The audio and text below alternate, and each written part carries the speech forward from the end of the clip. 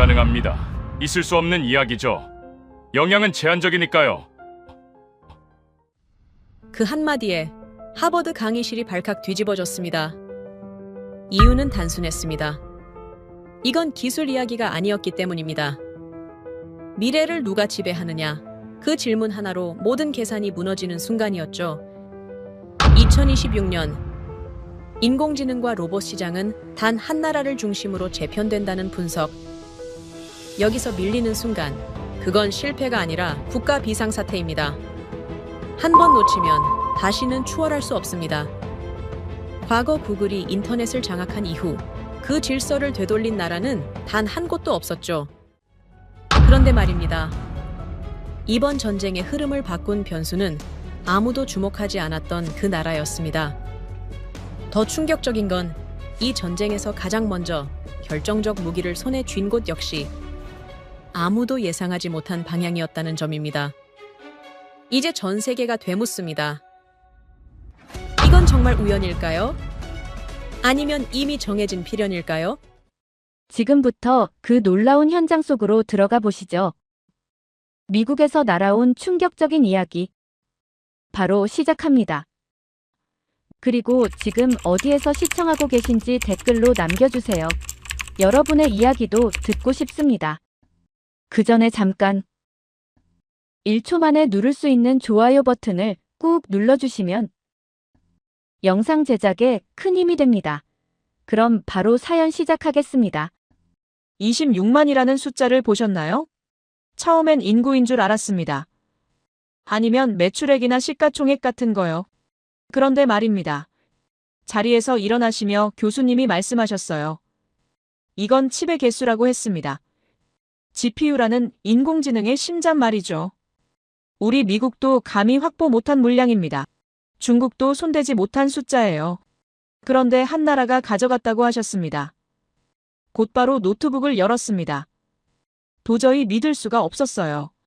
잠시 후 화면엔 엔비디아 최고 경영자가 악수하는 사진이 떠올랐고 그 옆에 선 사람은 다름 아닌 그 나라의 회장님이었죠.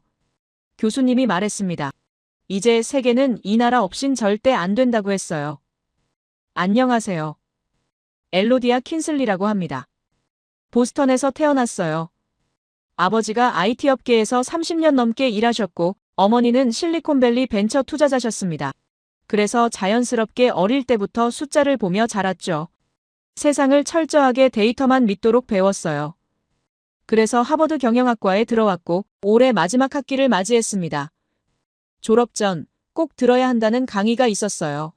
리처드 브루크만 교수님의 글로벌 상호 연결성이라는 수업이었습니다.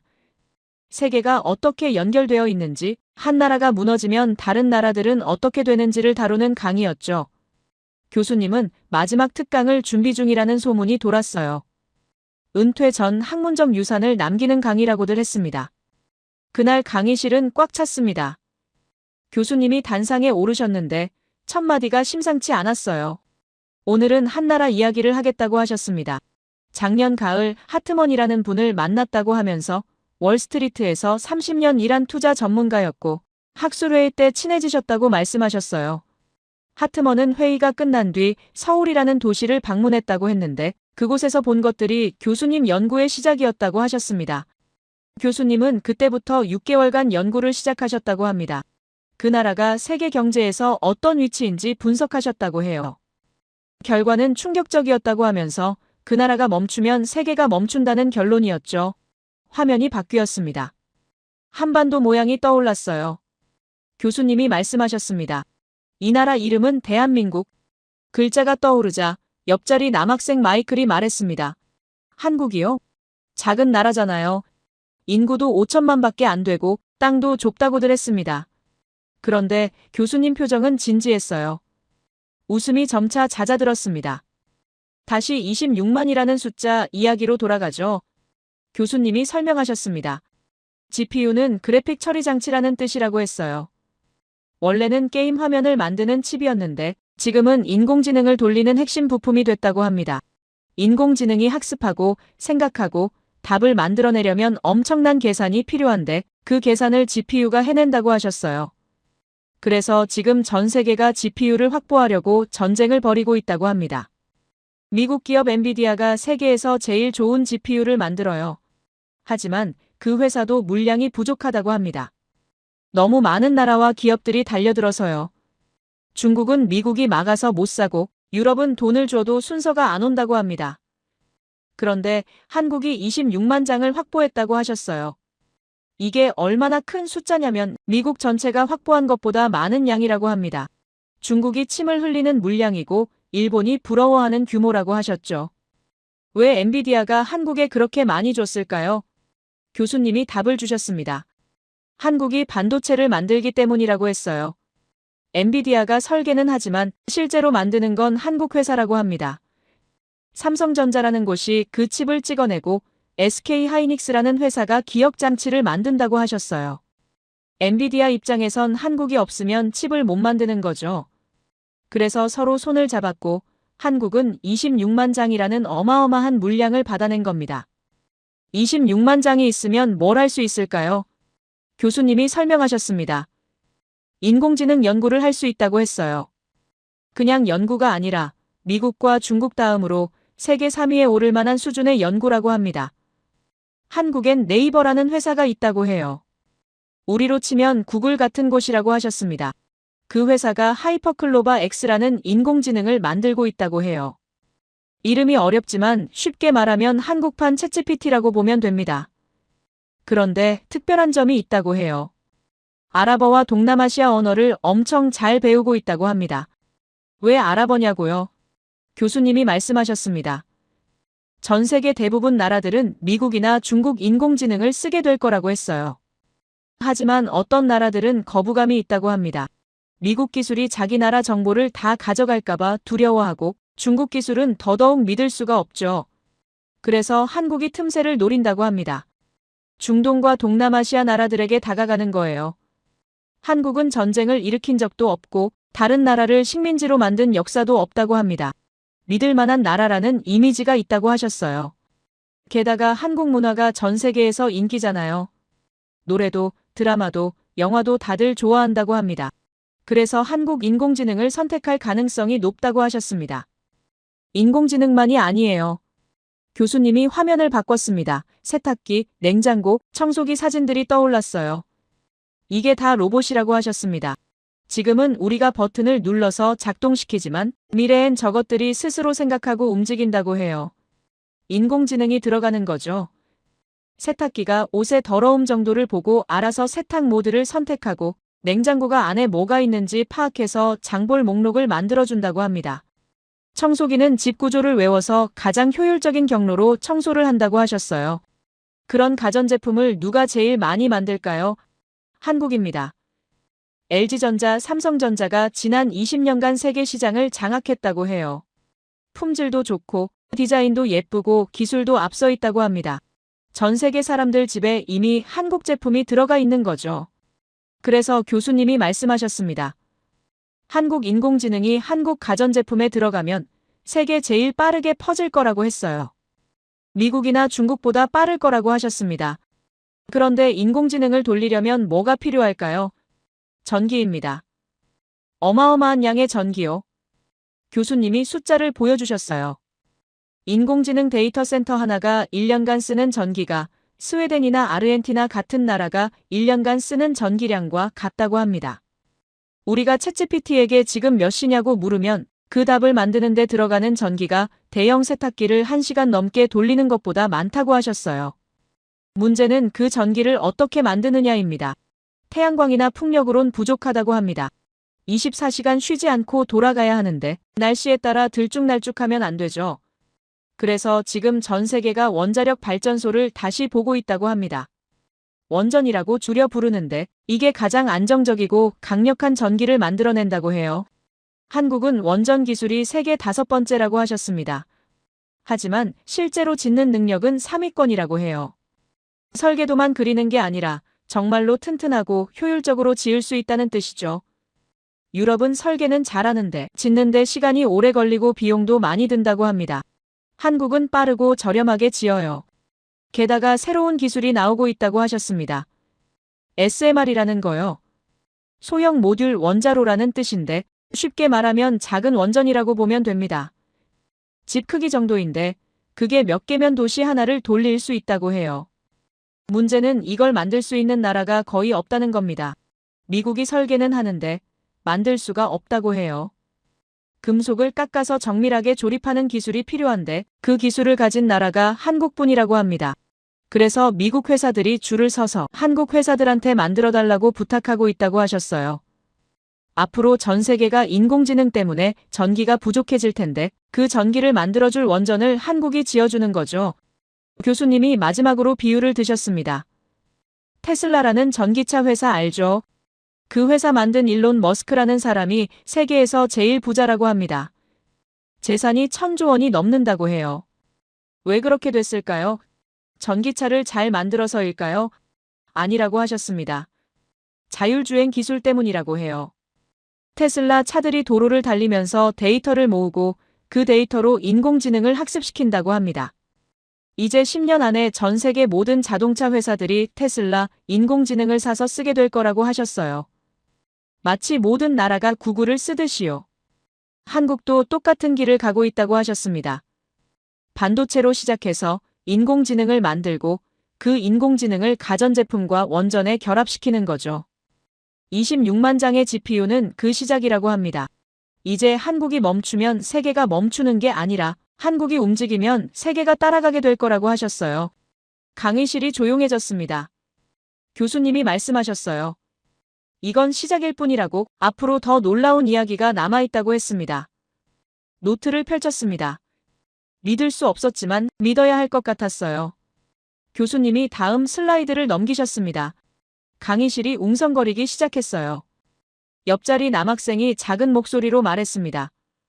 한국이 그렇게 대단한가 하면서요. 앞줄에서도 수군거림이 들렸습니다. 누군가 웃었어요. 작은 나라 하나가 세계를 좌우한다니 믿기지 않는다는 표정들이었죠. 솔직히 저도 그랬습니다. 아까 이야기했던 GPU 26만 장은 인상적이었지만 그게 전부일 수도 있잖아요. 과장이 섞인 건 아닐까 하는 생각이 들었습니다. 교수님이 강단 앞으로 걸어 나오시며 말씀하셨어요. 여러분이 의심하는 게 당연하다고 하셨습니다.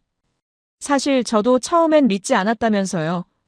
하트먼의 이야기를 들었을 때 흥미롭긴 했지만 한 사람의 경험담일 뿐이라고 생각했다고 해요.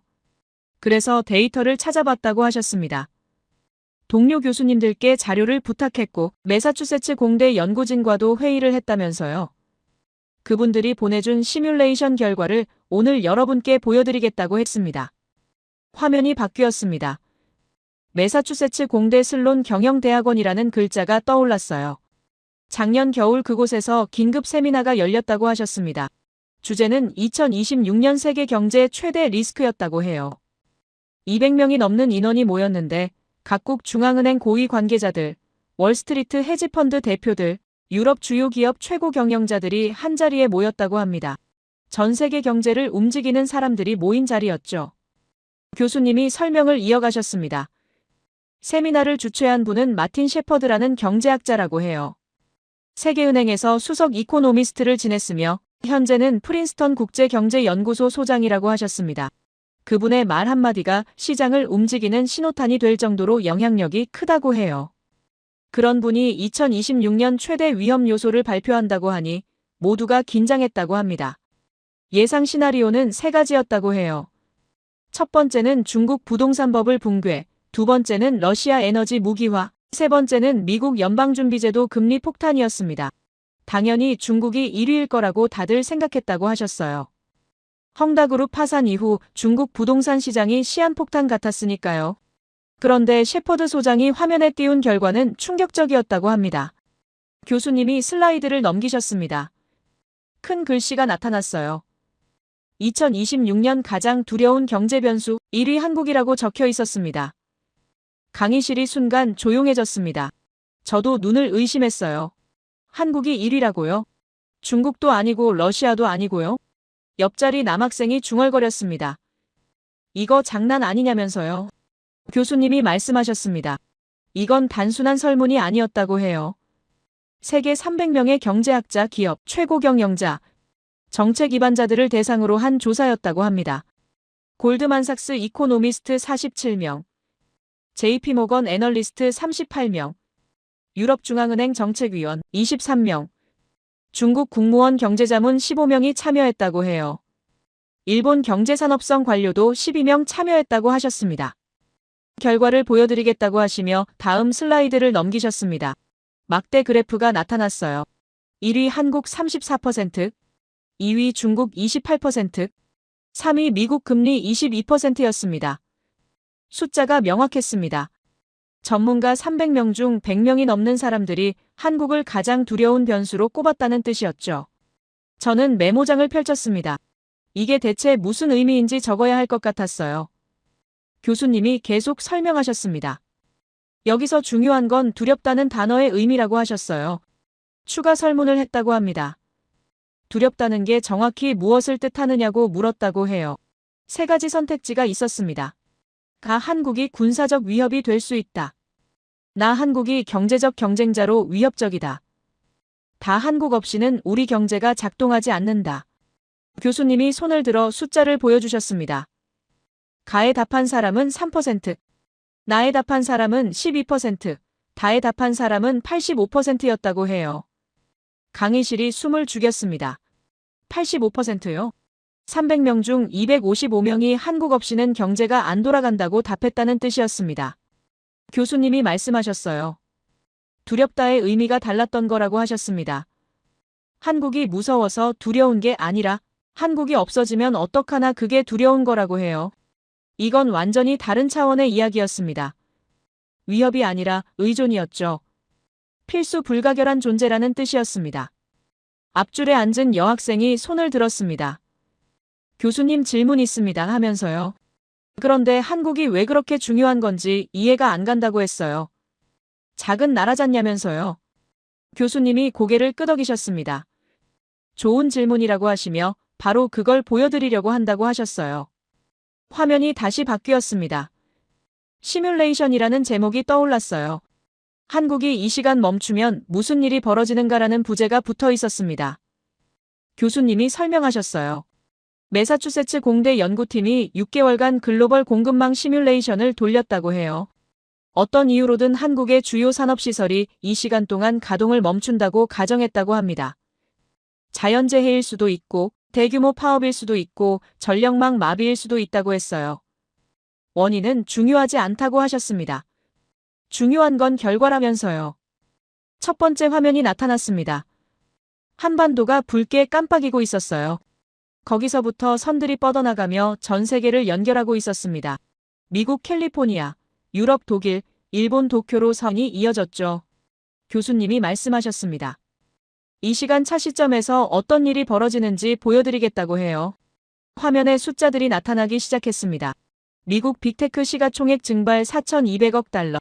글로벌 메모리 반도체 현물가 47% 상승. 애플 아이폰 생산 중단 임박. 엔비디아 인공지능 칩 공급 지연이라는 문구들이 쏟아졌어요. 저는 계산기를 꺼냈습니다. 4,200억 달러면 한화로 550조 원입니다. 단 하루 만에요. 교수님이 계속 설명하셨습니다. 이틀째가 되면 상황이 더 악화된다고 해요. 유럽 자동차 산업이 타격을 받기 시작한다고 합니다. 독일 폭스바겐, 프랑스 르노, 이탈리아 피아트 공장 18곳에서 생산 차질이 발생한다고 해요. 하루 손실액이 42억 유로, 한화로 6조 원이라고 하셨습니다. 이틀 만에 유럽 자동차 산업이 절반 마비된다고 했어요. 사흘째 되면 에너지 시장까지 흔들린다고 합니다. 유럽 천연가스 선물 가격이 48시간 만에 35% 급등한다고 해요. 실제 공급 차질이 발생한 건 아닌데도 불안감만으로 가격이 뛴다고 하셨습니다. 한국 조선소가 멈추면 앞으로 액화천 연가스 공급에 문제가 생길 수 있다는 우려 때문이라고 했어요. 교수님이 마지막 슬라이드를 넘기셨습니다. 총 예상 손실이라는 제목이 떠올랐어요. 1조 2천억 달러, 한화로 1,560조 원이라는 숫자가 크게 적혀 있었습니다. 단, 이 시간 만에 이 정도 손실이 발생한다고 하셨어요. 교수님이 비교를 해주셨습니다. 2008년 리먼 브라더스 파산 당시 첫 일주일 동안 증발한 글로벌 시가총액이 약 2조 5천억 달러였다고 해요. 한국이 이 시간 멈추면 리먼 사태 첫 주의 절반에 해당하는 충격이 온다고 하셨습니다. 강의실이 완전히 조용해졌습니다. 아까 웃던 학생들도 입을 다물었어요. 옆자리 남학생이 노트북 화면을 뚫어지게 보고 있었습니다. 저도 손에 땀이 났습니다. 믿고 싶지 않았지만 숫자는 거짓말을 하지 않았어요. 교수님이 천천히 말씀하셨습니다. 여러분, 이게 바로 300명의 전문가들이 한국을 두려워하는 이유라고 하셨어요. 한국이 공격해서 두려운 게 아니라 한국이 멈추면 우리가 멈추기 때문에 두렵다고 했습니다. 이건 위협이 아니라 의존이라고 하셨어요. 그리고 그 의존도가 상상을 초월한다고 했습니다. 저는 펜을 놓았습니다. 더 이상 메모할 필요가 없었어요. 이 모든 게 머릿속에 각인됐습니다. 한국이라는 나라가 세계 경제의 심장이라는 사실이요. 그 심장이 단 이 시간만 멈춰도 전 세계가 패닉에 빠진다는 사실이요. 교수님이 마지막으로 말씀하셨습니다. 이제 여러분은 왜 제가 한국을 연구하기 시작했는지 아실 겁니다. 하면서요. 이건 단순한 학문적 호기심이 아니었다고 해요. 우리 미래를 이해하려면 한국을 이해해야 한다고 하셨습니다. 다음 시간엔 구체적으로 어떤 산업에서 한국이 이렇게 중요한지 보여드리겠다고 했어요. 슬라이드가 꺼졌습니다. 강의실 불이 다시 밝아졌어요. 학생들이 서로 얼굴을 쳐다봤습니다. 아무도 말이 없었어요. 저도 마찬가지였습니다. 설마 진짜일까 하는 생각이 들었지만 교수님이 보여준 데이터는 너무 구체적이었어요. 매사추세츠 공대 연구진이 6개월 걸려 만든 시뮬레이션이었고 세계 300명의 전문가가 검증한 결과였습니다. 노트북을 천천히 덮었습니다. 다음 강의가 기다려졌어요. 한국이 도대체 어떤 산업에서 그렇게 중요한지 알고 싶었습니다. 어떻게 그 작은 나라가 세계 경제를 쥐락펴락할 수 있는지 이해하고 싶었어요. 교수님이 새로운 자료를 펼치시며 말씀하셨어요. 오늘은 구체적으로 들어가 보겠다면서요. 한국이 어떤 산업에서 세계를 쥐고 있는지 보여드리겠다고 하셨습니다. 첫 번째는 반도체라고 했어요. 화면에 커다란 그래프가 떠올랐습니다. 세계 메모리 반도체 시장 점유율이라는 제목이었어요. 막대 그래프가 나타났는데 삼성전자 42.3%, SK하이닉스 27.8%, 미국 마이크론 23.1%, 기타 6.8%였습니다. 숫자를 더해봤어요. 한국 기업 둘이 합쳐서 70%였습니다. 세계 메모리 반도체의 70%를 한국이 만든다는 뜻이었죠. 교수님이 설명하셨습니다. 메모리 반도체가 뭔지 아시죠? 하면서요. 컴퓨터나 스마트폰에서 정보를 저장하는 칩이라고 해요. 사진을 찍으면 저장되고 문서를 작성하면 보관되는 게 전부 이 칩 덕분이라고 하셨습니다. 요즘은 인공지능이 학습할 때도 엄청난 양의 메모리가 필요하다고 해요. 그 메모리의 70%를 한국이 장악하고 있다고 하셨습니다. 앞줄에 앉은 남학생이 손을 들었습니다. 아시아계 얼굴이었는데 억양이 약간 달랐어요. 교수님, 그런데 일본 기술이 더 우수하지 않습니까? 하면서요. 일본이 반도체 장비를 만들고 핵심 소재도 일본이 공급한다고 했습니다. 한국은 그걸 가져다가 조립만 하는 거 아니냐면서요. 교수님이 고개를 끄덕이셨습니다. 좋은 지적이라고 하시며 실제로 많은 사람들이 그렇게 생각한다고 해요. 하지만 현실은 다르다면서 다음 슬라이드를 넘기셨습니다. 2019년 이야기가 나왔어요. 일본이 한국의 반도체 핵심 소재 수출을 규제했던 사건이었습니다. 포토레지스트, 플루오린 폴리이미드, 에칭가스 세 가지를 막았다고 해요. 교수님이 설명하셨습니다. 포토레지스트는 반도체 회로를 그리는 데 쓰는 특수 물질이라고 해요. 사진 인화할 때 쓰는 감광액 같은 거라고 보면 된다면서요. 당시 일본이 세계 시장의 70% 이상을 장악하고 있었다고 합니다. 일본 정부가 이걸 무기로 쓴 거였죠. 한국을 압박하려고요. 결과가 어땠을까요? 교수님이 물으셨습니다. 처음 한 달은 한국이 혼란스러워했다고 해요. 삼성 주가가 5% 빠졌고 반도체 업계가 비상이 걸렸다고 합니다. 일본은 성공했다고 생각했다고 해요. 하지만 그 다음이 놀라웠다고 하셨습니다.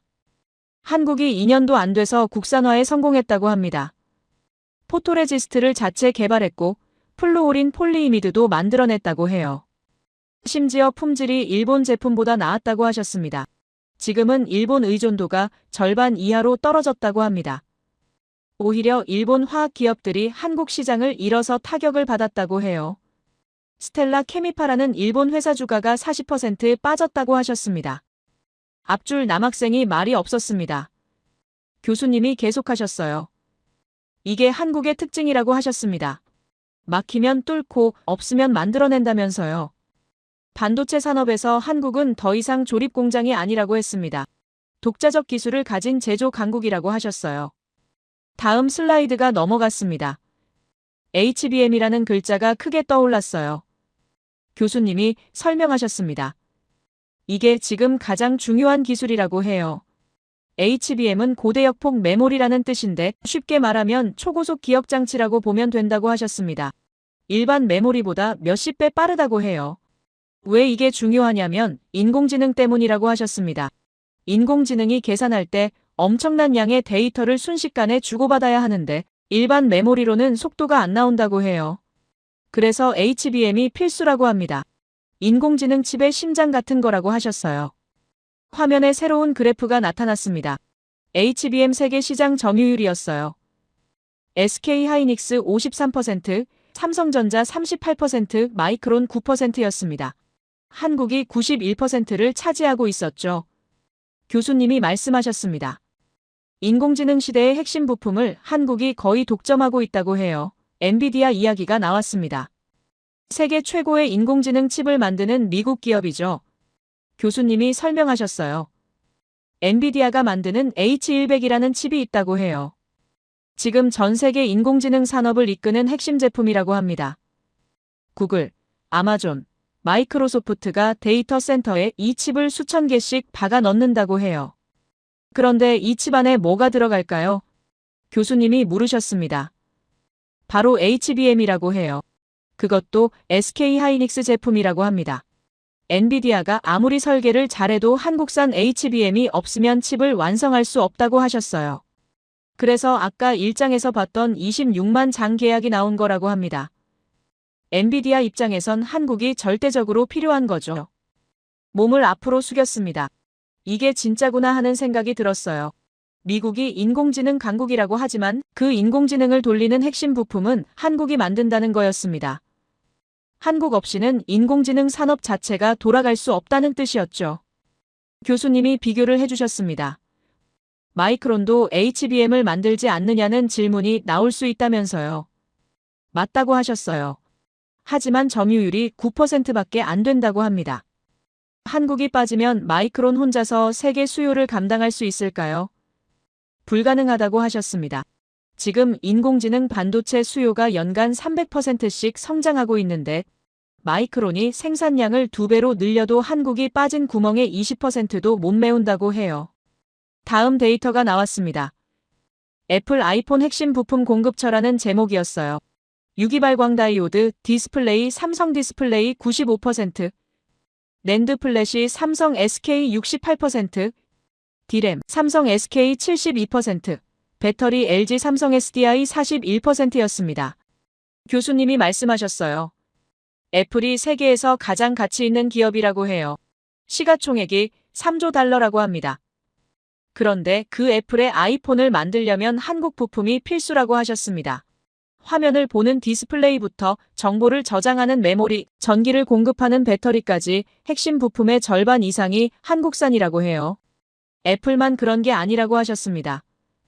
다음 슬라이드를 넘기시며 글로벌 IT 기업 한국 부품 의존도라는 표를 보여주셨어요. 삼성전자 부품을 쓰는 기업이 애플, 구글, 아마존, 테슬라, 소니였고 SK하이닉스 부품을 쓰는 기업이 엔비디아, AMD, 인텔, 퀄컴이었으며 LG 부품을 쓰는 기업이 폭스바겐, 테슬라, 포드였습니다. 교수님이 강조하셨어요. 실리콘밸리 빅테크 기업들이 전부 한국 부품 없이는 제품을 만들 수 없다고 해요. 한국이 공급을 멈추면 이 회사들이 공장 문을 닫아야 한다고 하셨습니다. 이게 바로 2장에서 봤던 시뮬레이션의 근거라고 했어요. 한국이 이 시간만 멈춰도 4,200억 달러가 증발하는 이유라고 하셨습니다. 한 가지 더 보여드리겠다면서 교수님이 화면을 바꾸셨습니다. 파운드리라는 단어가 나왔어요. 교수님이 설명하셨습니다. 파운드리는 반도체 제조 공장이라는 뜻이라고 해요. 설계는 다른 회사가 하고 실제로 만드는 건 파운드리가 한다고 합니다. 세계 최고는 대만의 TSMC라는 회사라고 해요. 애플칩을 만들어주는 곳이라고 하셨습니다. 그런데 삼성도 파운드리를 한다고 해요.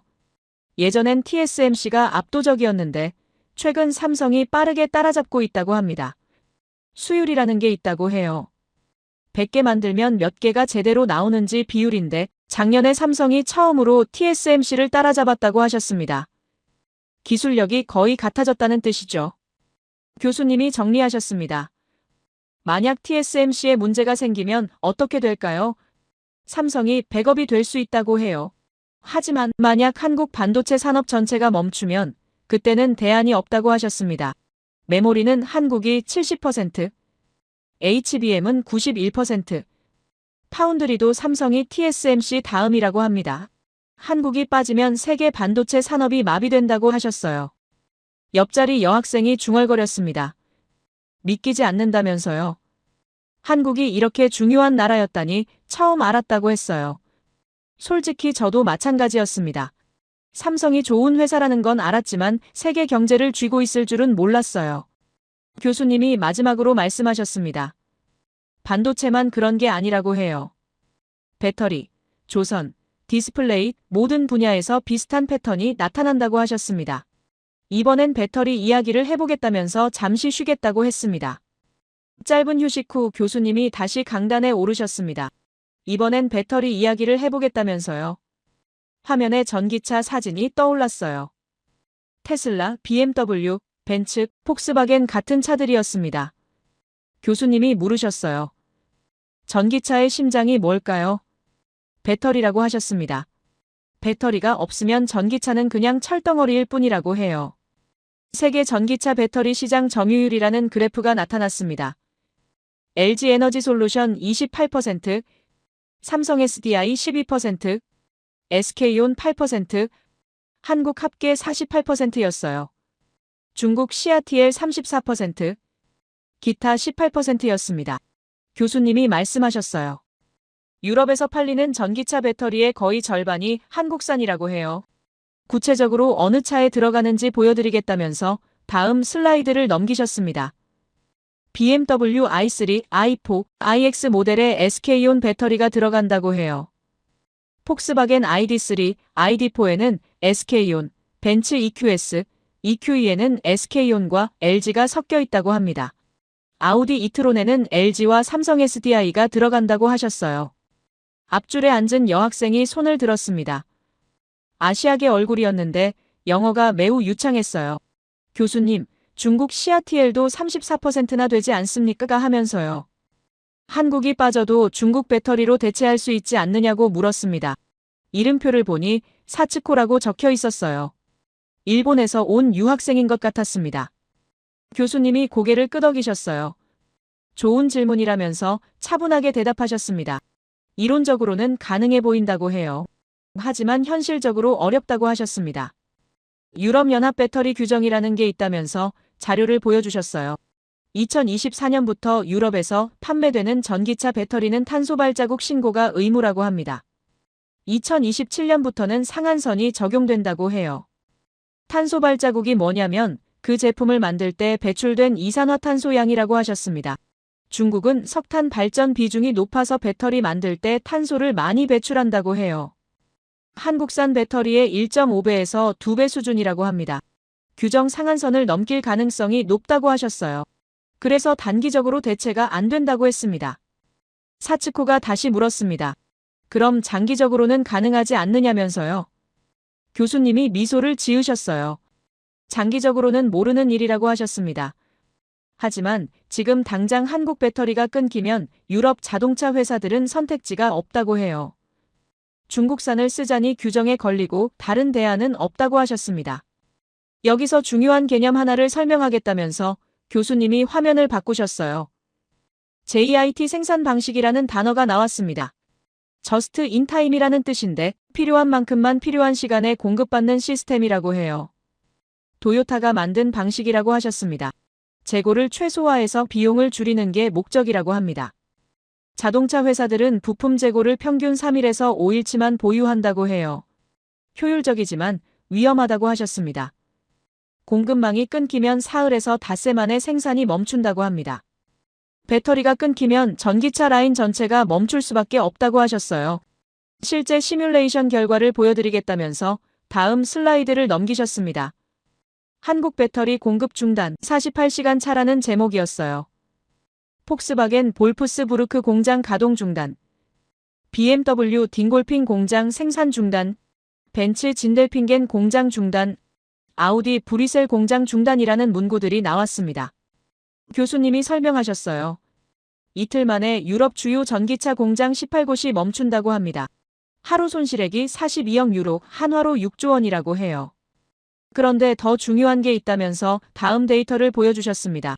유럽 자동차 산업 현황이라는 표였어요. 2025년 전기차 판매 비중 35%, 전기차 부문 매출 비중 42%, 전기차 부문 이익 비중 51%였습니다. 교수님이 강조하셨습니다.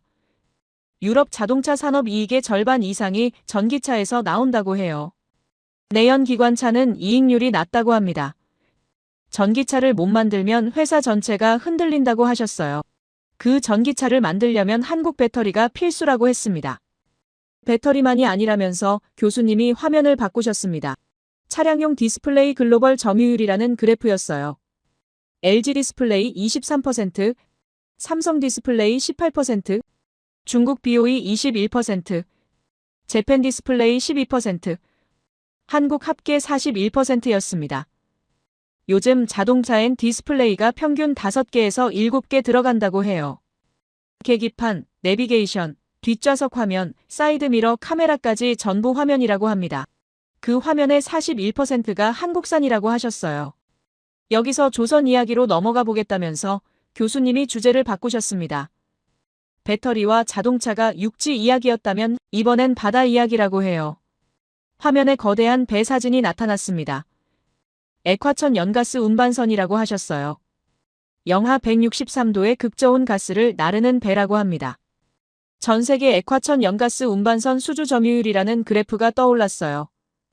한국 71%, 중국 18%, 일본 6%, 기타 5%였습니다. 한국이 압도적이었죠. 현대중공업, 삼성중공업, 대우조선해양 세 회사가 세계 시장을 장악하고 있다고 하셨습니다. 사츠코가 또 손을 들었습니다. 교수님, 하지만 배는 이미 만들어져서 운항 중이지 않습니까? 하면서요. 한국이 멈춰도 배는 계속 다닐 텐데 무슨 문제냐고 물었어요. 목소리에 약간 날이 서 있었습니다. 교수님이 여전히 차분하게 대답하셨어요. 배는 정기적으로 정비를 받아야 한다고 하셨습니다. 연간 필수 정비가 있고 주요 정비는 2년마다 한다고 해요. 그 정비의 62%가 한국 조선소에서 이루어진다고 합니다. 거제, 울산, 부산의 세계 최고 수준의 도크가 있다고 하셨어요. 한국 조선소가 멈추면 어떻게 될까요? 교수님이 설명하셨습니다. 첫째, 현재 한국 도크에서 정비 중인 선박들이 출항을 못한다고 해요. 둘째, 정비 예정이었던 선박들의 일정이 밀린다고 합니다. 셋째, 전 세계 액화천 연가스 운송에 차질이 생긴다고 하셨어요. 구체적인 영향을 보여드리겠다면서 다음 슬라이드를 넘기셨습니다.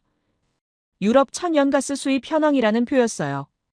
러시아 파이프라인 의존도 15%, 우크라이나 전쟁 전엔 40%였다가 줄었다고 합니다. 액화천 연가스 수입 의존도 45%, 주요 수입원은 미국, 카타르, 알제리라고 해요. 교수님이 설명하셨습니다. 유럽은 러시아 가스 의존도를 줄이면서 액화천 연가스 수입을 대폭 늘렸다고 해요. 그 가스를 나르는 배의 70%를 한국이 만들고 62%를 한국이 정비한다고 합니다. 한국 조선업이 흔들리면 유럽 에너지 안보가 흔들린다고 하셨어요. 실제 사례를 말씀드리겠다면서 교수님이 화면을 바꾸셨습니다. 2022년 독일 가스 위기라는 제목이 나왔어요. 러시아가 노르트 스트림 파이프라인을 끊었을 때라고 합니다. 독일 산업계가 패닉에 빠졌다고 해요. 그때 독일이 어디에 도움을 요청했을까요? 한국이라고 하셨습니다. 한국이 액화천 연가스 물량 일부를 유럽으로 우회 수출했다고 합니다. 현대중공업이 액화천 연가스선 건조 일정을 조정해서 유럽행 선박을 우선 완성했다고 해요. 독일 경제장관이 직접 한국을 방문해서 에너지 협력을 논의했다고 하셨습니다. 유럽 에너지 위기 때 한국이 구명주를 던진 거였죠. 사츠코가 다시 손을 들었습니다. 이번엔 표정이 굳어 있었어요. 교수님, 하지만 일본도 조선업이 있지 않습니까? 하면서요. 과거엔 일본이 세계 1위였다고 했습니다. 목소리가 약간 떨리고 있었어요. 교수님이 고개를 끄덕이셨습니다. 맞다고 하셨어요. 1980년대 일본 조선업은 세계를 지배했다고 합니다. 미츠비시, 가와사키, 히타치 같은 회사들이 선두였다고 해요. 하지만 지금은 어떨까요? 교수님이 그래프를 보여주셨습니다. 1980년 일본 60%, 한국 5%였는데 2025년엔 일본 6%, 한국 71%로 완전히 뒤바뀌었습니다. 왜 그렇게 됐을까요? 교수님이 차분하게 설명하셨어요. 1990년대 한국이 조선업에 집중 투자했다고 합니다. 거제에 세계 최대 조선소를 지었고 울산에 첨단 도크를 만들었다고 해요. 일본은 그 사이 반도체와 전자제품에 집중했다고 합니다. 2000년대 들어 중국이 저가 공세로 치고 들어왔는데 일본은 가격 경쟁도 안 되고 기술 경쟁도 밀렸다고 해요. 결국 미츠비시는 조선 부문을 축소했고 가와사키는 특수선만 만들게 됐다고 하셨습니다. 지금 일본 조선업 점유율이 6%인데 그나마 대부분 군함이나 특수선이라고 해요. 상업용 대형 선박은 거의 만들지 못한다고 합니다. 액화천 연가스 운반선은 더욱 어렵다고 하셨어요. 극저온 기술이 필요한데 일본이 그 기술을 잃어버렸다고 합니다. 사츠코가 말이 없었습니다. 얼굴이 창백해 보였어요. 옆에 앉은 친구가 조용히 물을 건네줬습니다. 저도 사츠코를 이해할 수 있었어요. 자기 나라가 한때 세계 1위였던 산업을 완전히 잃어버렸다는 사실을 듣는 게 쉽지 않았을 겁니다. 교수님이 정리하셨습니다. 한국 조선업이 중요한 이유는 두 가지라고 해요. 첫째, 새로운 배를 만드는 능력, 둘째, 기존 배를 정비하는 능력이라고 합니다. 둘 다 한국이 압도적이라고 하셨어요. 중국이 물량으로 따라오고 있지만 고난도 선박은 아직 한국 수준이 안 된다고 합니다. 일본은 이미 경쟁력을 잃었고요. 그래서 아까 2장에서 봤던 시뮬레이션으로 돌아가면 교수님이 말씀하셨어요. 한국이 이틀만 멈춰도 유럽 천연가스 선물 가격이 35% 뛴다고 합니다. 실제 공급 차질 전인데도 불안감만으로 그렇게 된다고 해요.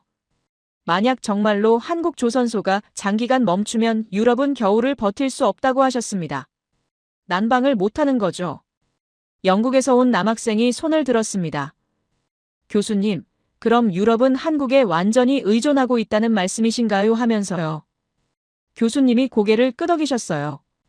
배터리로도 조선으로도 에너지 안보가 한국에 달려있다고 하셨습니다. 이게 바로 한국이 두려운 이유라고 해요. 한국 없이는 유럽 산업이 돌아가지 않는다고 하셨습니다. 강의실이 조용했습니다. 사츠코는 고개를 숙이고 있었어요. 다른 학생들도 심각한 표정이었습니다. 저는 메모를 계속했어요. 한국이라는 나라가 점점 더 크게 느껴졌습니다. 배터리, 반도체, 조선, 모든 분야에서 세계가 한국에 의존하고 있었죠. 교수님 말씀대로 이건 위협이 아니라 필수 불가결한 존재였습니다. 교수님이 잠시 물을 마시셨습니다. 강의실이 조용했어요. 다들 숨을 죽이고 기다렸습니다. 교수님이 다시 입을 여셨어요. 지금까지 개별 산업을 봤다면 이제 전체 그림을 보겠다면서요. 화면에 세계 지도가 떠올랐습니다. 한반도에서 선들이 뻗어나가 전 세계를 연결하고 있었어요. 글로벌 IT 기업 한국 부품 의존도라는 제목이 나타났습니다. 애플 아이폰을 만들려면 한국 부품이 필수라고 하셨어요. 디스플레이는 삼성, 메모리는 삼성과 SK, 배터리는 LG라고 합니다. 구글 픽셀도 마찬가지라고 해요. 화면과 메모리가 전부 한국산이라고 하셨습니다. 테슬라 전기차도 배터리는 LG와 삼성 SDI가 공급한다고 합니다. 교수님이 천천히 말씀하셨어요. 여러분, 실리콘밸리 빅테크 기업들이 한국 부품 없이 제품을 만들 수 있을까요? 하면서요. 불가능하다고 하셨습니다. 한국이 공급을 멈추면 이 회사들이 공장 문을 닫아야 한다고 해요. 이게 바로 세계가 한국을 두려워하는 진짜 이유라고 하셨습니다. 여기서 역사 이야기를 하나 하겠다면서 교수님이 화면을 바꾸셨습니다. 흑백 사진이 나타났어요. 폐허가 된 도시였습니다. 무너진 건물들, 굶주린 아이들, 잿더미가 된 거리였어요. 1953년 한국이라는 캡션이 붙어 있었습니다. 교수님이 설명하셨어요. 한국전쟁이 끝난 직후라고 합니다. 국토의 80%가 파괴됐다고 해요. 1인당 국내 총생산이 67달러였다고 합니다. 67달러요. 교수님이 강조하셨습니다. 당시 아프리카 평균보다 낮았다고 해요. UN 보고서가 있다면서 자료를 보여주셨습니다. 한국은 영원히 원조에 의존할 것이다라는 문장이 적혀 있었어요. UN이 한국은 절대 자립할 수 없을 거라고 예측했다고 합니다. 자원도 없고 기술도 없고 자본도 없으니까요. 하지만 70년 후 어떻게 됐을까요? 교수님이 다음 슬라이드를 넘기셨습니다. 현대 서울 사진이 나타났어요. 반짝이는 마천루들, 삼성 본사, 현대차 공장이었습니다. 1인당 국내 총생산 35,000달러라고 적혀 있었어요. 67달러에서 35,000달러로 500배 이상 성장했다고 하셨습니다. 어떻게 가능했을까요? 교수님이 물으셨습니다. 자원이 풍부해서일까요? 아니라고 하셨어요. 한국엔 석유도 없고 천연가스도 없다고 합니다. 인구가 많아서일까요? 그것도 아니라고 해요. 5천만입니다. 중국의 30분의 1, 인도의 28분의 1이라고 하셨습니다. 땅이 넓어서일까요? 남한 면적은 10만 제곱킬로미터라고 해요. 캘리포니아의 4분의 1이라고 합니다. 자원도 없고 인구도 적고 땅도 좁은데 어떻게 세계 경제의 핵심이 됐을까요? 교수님이 답하셨습니다. 사람이라고 해요. 한국 사람들이 해낸 거라고 하셨습니다. 화면에 공장 노동자들, 엔지니어들, 연구원들 사진이 떠올랐어요. 1960년대 아무것도 없던 시절 교수님이 설명하셨어요. 한국 노동자들은 하루 16시간씩 일했다고 합니다. 독일 광부로 갔고 중동 건설 노동자로 갔다고 해요. 피와 땀으로 외화를 벌어왔다고 하셨습니다. 1970년대엔 포항제철을 지었다고 해요. 세계은행이 불가능하다고 했는데 그래도 지었다고 합니다. 지금 그 회사가 세계 5위 철강 기업이라고 하셨어요. 1980년대엔 현대차가 미국 시장에 진출했다고 합니다. 한국차는 장난감이라고 조롱받았다고 해요. 그래도 팔았다고 합니다. 지금 현대차가 세계 3위라고 하셨어요. 1990년대엔 삼성이 반도체에 올인했다고 해요. 일본 기업들이 시장을 장악하고 있었는데 그래도 뛰어들었다고 합니다. 지금 삼성이 세계 1위라고 하셨습니다. 교수님이 목소리를 낮추셨어요. 한국 사람들에겐 특별한 정신이 있다고 하셨습니다. 나라가 망하면 안 된다는 마음이라고 해요. 기술이 무너지면 안 된다는 각오라고 합니다. 이건 단순한 애국심이 아니라고 하셨어요. 생존 본능에 가깝다고 합니다. 전쟁을 겪었고 폐허를 받고 굶주림을 경험했던 세대가 만든 정신이라고 해요. 그 정신이 어디서 왔을까요? 교수님이 설명하셨습니다. 조상들로부터 물려받은 거라고 해요. 한국은 역사적으로 수없이 침략을 받았다고 합니다. 중국, 일본, 몽골이 쳐들어왔다고 해요. 하지만 한 번도 무너지지 않았다고 하셨습니다. 오히려 위기가 올 때마다 더 강해졌다고 합니다. 임진왜란 때 이순신 장군이 12척으로 133척을 이겼다고 해요. 한산대첩에선 왜군 전함을 거의 전부 박살냈는데 아군 배는 한 대도 안 다쳤다고 합니다. 7년 동안 26전 26승이라고 하셨어요. 이게 우연일까요? 교수님이 물으셨습니다. 아니라고 하셨어요. 한국인의 DNA라고 합니다. 위기가 오면 더욱 강해지는 민족이라고 해요. 힘이 배가 되는 사람들이라고 하셨습니다. 1997년 외환위기 때도 그랬다고 합니다. 국가가 거의 파산 직전까지 갔다고 해요. 국제통화기금 구제금융을 받았다고 합니다. 전 세계가 한국을 아시아의 병자라고 불렀다고 해요. 하지만 한국 사람들이 뭘 했는지 아십니까? 교수님이 말씀하셨어요. 금 모으기 운동을 했다고 합니다. 할머니들이 결혼 반지를 내놓았고 어머니들이 금목걸이를 기부했다고 해요. 350만 명이 참여해서 227톤의 금을 모았다고 합니다. 나라를 살리기 위해서였다고 해요. 이런 나라가 또 있을까요? 교수님이 물으셨습니다. 자기 재산을 자발적으로 내놓아서 국가 빚을 갚는 나라가요. 그리고 2020년 코로나 팬데믹 때도 마찬가지였다고 합니다. 한국이 가장 먼저 진단키트를 개발했다고 해요. 그걸 전 세계에 수출했다고 합니다. 유럽이 요청했고 미국이 도움을 청했다고 해요. 한국은 자기 나라만 생각하지 않았다고 하셨습니다. 우리라는 마음으로 다른 나라를 도왔다고 합니다. 진단키트를 긴급 수출했고 마스크의 생산 라인을 풀가동했다고 해요. 왜 그랬을까요? 교수님이 설명하셨습니다. 한국 사람들은 어려움을 함께 이겨내는 걸 배웠다고 해요. 홀로 살아남는 게 아니라 함께 살아남는 거라고 합니다. 이게 한국이 전쟁 후 70년 만에 세계 경제의 심장이 된 이유라고 하셨어요.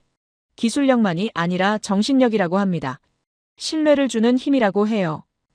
교수님이 다음 슬라이드를 넘기셨습니다. 없어서는 안 될 나라라는 제목이 떠올랐어요.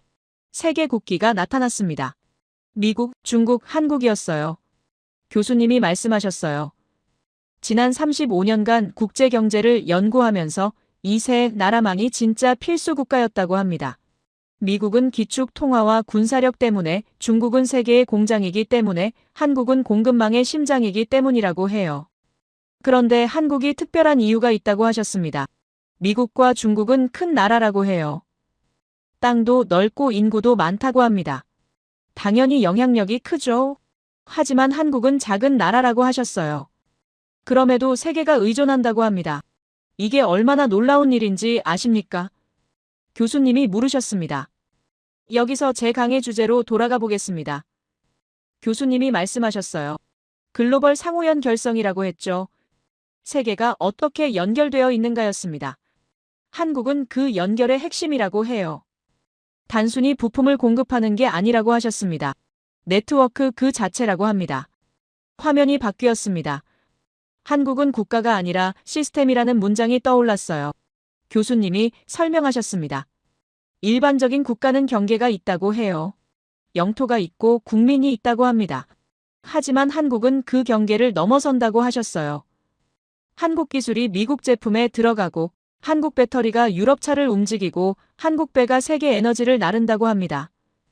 경계가 없다고 해요. 이걸 제대로 이해하려면 한글을 봐야 한다고 하셨습니다. 한글이 뭔지 아시죠? 한국 문자라고 해요. 교수님이 자료를 보여주셨습니다. 한글은 1443년에 세종대왕이 창제했다고 합니다. 백성들이 글을 못 읽어서 만들었다고 해요. 과학적으로 설계됐다고 하셨습니다. 소리를 분석해서 기호를 만들었다고 합니다. 배우기 쉽고 쓰기 편하고 정확하다고 해요. 왜 한글 이야기를 하느냐면 교수님이 설명하셨어요. 이게 한국 사람들의 사고방식을 보여준다고 합니다. 문제를 보면 해결책을 만든다고 해요. 없으면 발명한다고 합니다. 빨리빨리 문화도 그렇다고 하셨습니다. 한국 사람들이 빨리빨리라는 말을 자주 한다고 해요. 서두른다는 뜻인데 이게 단순히 급한 성격이 아니라고 하셨습니다. 효율을 추구하는 거라고 해요.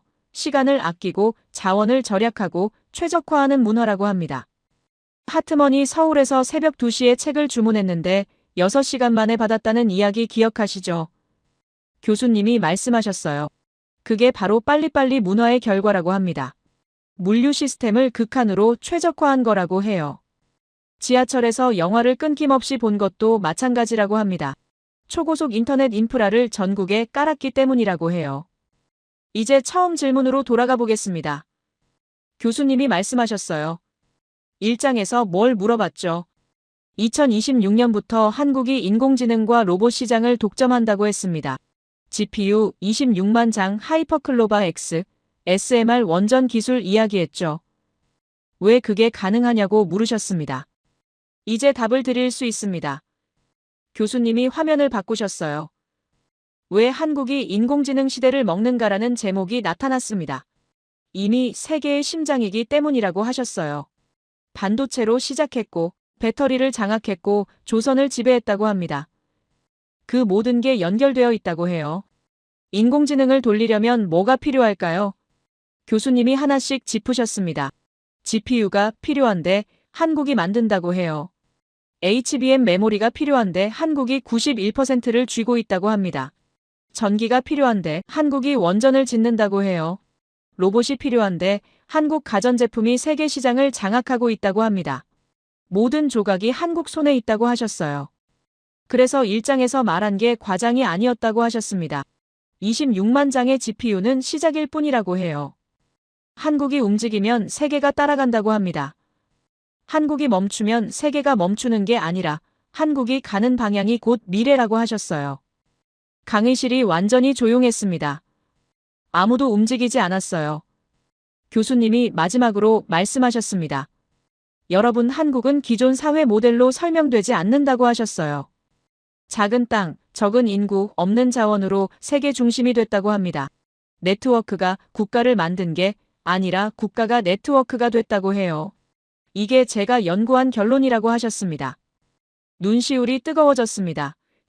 제 옆에 앉은 학생도 눈을 닫고 있었어요. 사츠코는 고개를 숙인 채 움직이지 않았습니다. 한국이라는 나라가, 그 사람들이 얼마나 대단한지 이제 알 것 같았어요. 단순히 기술이 좋은 게 아니었습니다. 정신이 특별했던 거였죠. 위기를 기회로 만들고 불가능을 가능으로 바꾸고 함께 살아남는 법을 아는 사람들이었습니다.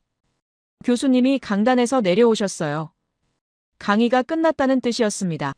그때 한 학생이 일어나 박수를 쳤습니다. 그리고 둘, 셋, 20명, 강의실 전체가 일어났어요. 박수가 터져 나왔습니다. 5분 넘게 이어졌습니다. 교수님이 고개를 숙이셨어요. 박수가 점점 커졌습니다. 노트북을 천천히 덮었습니다. 오늘 배운 게 뭘까요? 한국이라는 나라였습니다. 아니, 한국 사람들이었어요. 그들이 만든 기적이었습니다.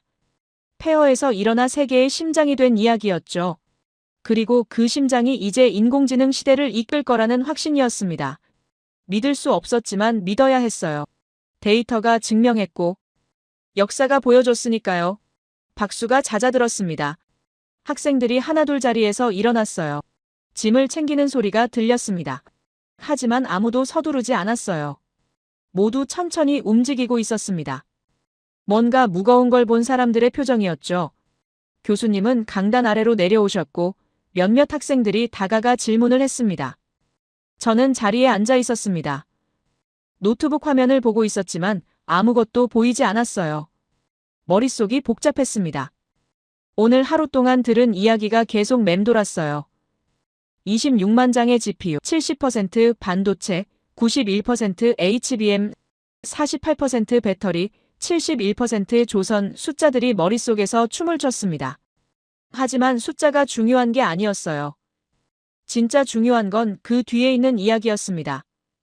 폐허에서 일어난 사람들, 전쟁의 잿더미 위에서 다시 시작한 나라, 아무것도 없는 상황에서 모든 걸 만들어낸 사람들이었죠. 교수님이 보여준 흑백 사진이 떠올랐습니다. 무너진 건물들, 굶주린 아이들, 그게 수십 년 전 한국이었어요. 그리고 지금은요. 세계가 의존하는 나라가 됐습니다. 미국 빅테크 기업들이 한국 부품 없이는 제품을 못 만들고, 유럽 자동차 회사들이 한국 배터리 없이는 공장을 못 돌리고, 전 세계가 한국 배로 에너지를 나르고 있었어요. 어떻게 이게 가능했을까요? 수십 년 만에 어떻게 이런 변화가 일어났을까요? 하트먼 이야기가 생각났습니다. 작년 가을 서울에서 본 것들이요. 새벽 2시에 주문한 책이 6시간 만에 도착하고, 지하철에서 영화를 끊김없이 보고, 공장엔 로봇들이 일하고, 커피숍에서 로봇이 음료를 만들어주는 나라였죠. 하트먼이 교수님께 말했습니다. 이 나라는 뭔가 다르다고요. 그때는 그냥 신기한 일화려니 했어요. 하지만 지금은 압니다. 하트먼이 본 게 진짜였다는 걸요. 한국은 단순히 기술이 발전한 나라가 아니었습니다. 시스템 자체가 달랐어요. 교수님 말씀처럼 국가가 네트워크였던 겁니다.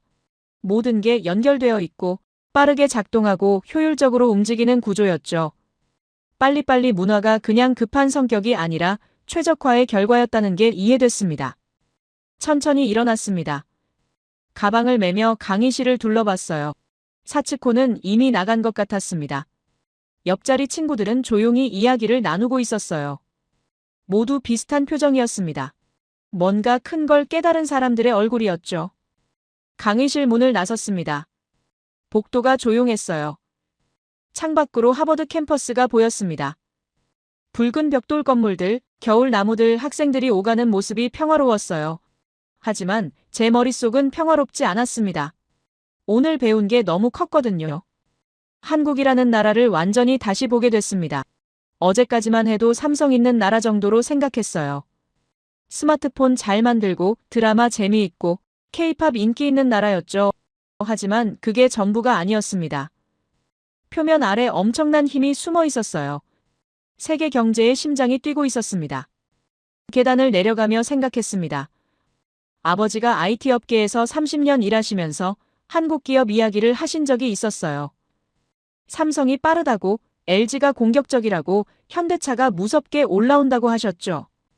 당시엔 그냥 경쟁사 이야기려니 했습니다. 하지만 이제 압니다. 아버지가 본 게 뭐였는지요? 멈추지 않는 사람들이었던 겁니다. 교수님이 보여준 외환위기 이야기가 떠올랐습니다. 나라가 파산 직전까지 갔는데 할머니들이 금반지를 내놓고 어머니들이 금목걸이를 기부했다는 거요.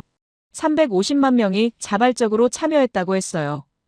이게 정말 가능한 일일까요? 자기 재산을 나라를 위해 기꺼이 내놓는 게요. 미국에서는 상상하기 어려운 일입니다. 개인주의가 강한 나라거든요. 각자 알아서 살아남는 문화예요. 하지만 한국은 달랐습니다. 함께 살아남는 방법을 아는 사람들이었어요. 우리라는 개념이 살아있는 나라였죠. 그래서 전쟁 후 폐허에서 일어날 수 있었고, 외환위기를 이겨낼 수 있었고, 코로나 때 전 세계를 도울 수 있었던 겁니다. 도서관 앞을 지나갔습니다. 문득 궁금해졌어요. 한국에 관한 책이 얼마나 있을까요? 내일 찾아봐야겠습니다. 더 알고 싶었어요. 역사도 문화도 사람들의 이야기도요. 교수님이 말씀하신 한글도 공부해보고 싶었습니다. 과학적으로 설계된 문자라는 게 신기했거든요. 캠퍼스 광장에 앉았습니다. 노트북을 다시 열었어요.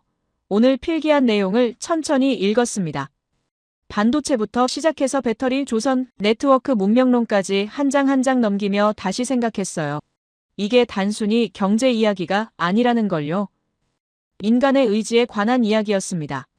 불가능을 가능으로 만드는 힘에 관한 이야기였어요. 한국 사람들은 위기가 올 때마다 더 강해졌다고 했습니다. 전쟁도 외환위기도 팬데믹도 이겨냈다고 했어요. 그리고 이제 인공지능 시대를 맞이하고 있다고 했습니다. 26만 장의 GPU로 시작해서 하이퍼클로바 X를 만들고 SMR 원전으로 에너지를 해결하고 가전제품에 인공지능을 넣어서 세계로 퍼뜨릴 거라고 했어요. 믿어집니다. 오늘 하루 동안 본 데이터가 증명했으니까요. 한국이 이미 세계의 심장이라는 게 팩트였습니다. 그 심장이 인공지능으로 뛰기 시작한다면 세계는 그 박동을 따라갈 수밖에 없을 겁니다. 2026년은 정말 한국의 해가 될 것 같습니다. 하지만 한 가지 바라는 게 있습니다. 한국이 이 힘을 어떻게 쓸지에 대해서요. 교수님이 보여준 것처럼 한국은 코로나 때 다른 나라를 도왔습니다. 진단키트를 나눠주고 마스크를 수출하고 우리라는 마음으로 함께 이겨냈어요. 앞으로도 그렇게 하길 바랍니다. 힘이 있다고 해서 다른 나라를 지배하지 말고 함께 성장하는 길을 선택하길 바랍니다. 미국도 배워야 합니다. 우리는 너무 오만했어요. 실리콘밸리가 세계의 중심이라고 생각했고 다른 나라는 따라오는 존재라고 여겼죠. 하지만 틀렸습니다. 세계는 이미 다극화되고 있었고 한국 같은 나라가 새로운 중심이 되고 있었어요. 인정해야 합니다. 그리고 협력해야 합니다. 경쟁보다는 상생이 필요합니다. 세계를 향해서도 말하고 싶습니다. 한국을 제대로 보라고요. 작은 나라라고 무시하지 말고 배울 점을 찾아보라고요. 위기를 기회로 만드는 법, 함께 살아남는 법, 빠르게 혁신하는 법을 한국에서 배울 수 있습니다. 저도 오늘 배웠으니까요. 노트북을 덮었습니다. 해가 기울고 있었어요. 하루가 지나갔지만 제 안에선 뭔가 새로운 게 시작된 느낌이었습니다. 세상을 보는 눈이 달라졌어요. 한국이라는 나라가, 그 사람들이 얼마나 특별한지 이제 압니다. 문명적 기적이었습니다. 산업 강국이 아니라 새로운 문명의 원형이었어요. 한국이 앞으로도 세계와 함께 성장하길 바랍니다. 제 이야기를 끝까지 들어주셔서 감사합니다. 모두 안녕히 계세요. 오늘의 사연 어떻게 들으셨나요? 처음엔 조금 과장된 이야기처럼 느껴졌을지도 모르겠습니다. 하버드 강의실이 발칵 뒤집혔다는 말도 한 나라가 세계의 흐름을 바꾼다는 이야기 역시 현실과는 거리가 있어 보였을 수 있죠. 하지만 이야기를 따라오다 보면 어느 순간 이런 생각이 들었을지도 모르겠습니다. 이게 정말 허황된 이야기일까? 아니면 우리가 미처 체감하지 못했을 뿐 이미 조용히 진행되고 있는 변화일까 하고요. 이 사연이 인상 깊었던 이유는 특정 인물의 성공담이나 영웅 이야기 때문이 아니라 한 나라가 어떤 방식으로 세계와 연결되어 있는지, 그리고 그 연결이 끊어졌을 때 얼마나 많은 것들이 동시에 흔들릴 수 있는지를 담담하게 보여줬기 때문인 것 같습니다. 기술이 앞섰다. 돈이 많다. 규모가 크다. 이런 이야기보다 더 무서운 건 이미 일상 속 깊숙이 스며들어 없으면 안 되는 존재가 되어버렸다는 사실이겠죠. 그게 바로 진짜 힘일지도 모르겠습니다. 그래서 이 이야기는 자랑으로만 끝나지 않습니다. 기대이기도 하고 조심스러운 질문이기도 합니다. 이 힘을 앞으로 어떻게 써야 할지, 어떤 선택을 하게 될지에 대한 질문 말입니다. 지금은 분명 변화의 초입에 서 있는 것처럼 보입니다. 아직 결과가 나온 것도 아니고 앞으로 어떤 방향으로 흘러갈지도 아무도 확신할 수 없죠.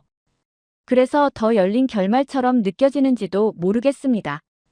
어쩌면 몇 년 뒤에는 오늘 들으신 이 이야기가 아주 평범한 과거의 기록처럼 느껴질 수도 있고 아니면 정말 중요한 분기점으로 기억될 수도 있겠죠.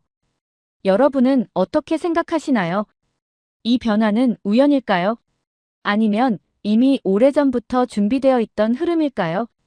여러분의 생각을 아래 댓글에 남겨주세요. 그리고 감동적인 사연을 주변 사람들과 공유하고 함께 이야기 나눠보세요. 마지막으로 1초밖에 걸리지 않는 구독과 좋아요, 알림 설정은 영상 제작에 큰 힘이 됩니다. 지금까지 감동을 담아 여러분께 진심을 전하는 감동담기였습니다. 오늘 하루도 행복한 하루 보내세요.